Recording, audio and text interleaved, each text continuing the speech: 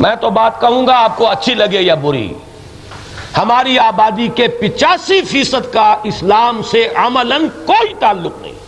اس لیے کہ عملی تعلق کے لیے ایک ہے پیمانہ جو محمد رسول اللہ نے دیا ہے، وہ پیمانہ چلے گا، میرا اور آپ کا نہیں چلے گا۔ الفرق بین الاسلام والکفر الصلاۃ،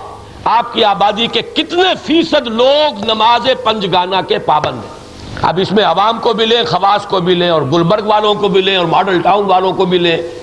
اور کہیں جھگیوں میں رہنے والوں کو بھی لیں، اور فٹ پاتھ پر رہنے والوں کو بھی لیں، جاگیرداروں کو بھی لیں، اور کسانوں کو بھی جا کے لے لیں۔ صرف عیدین ہے، شاید کچھ ہے، مردے کو دفنانا ہے، شادی کے موقع پر نکاح ہے، یہ چیزیں، یہ تو کسٹمز ہے، سوشل کسٹمز۔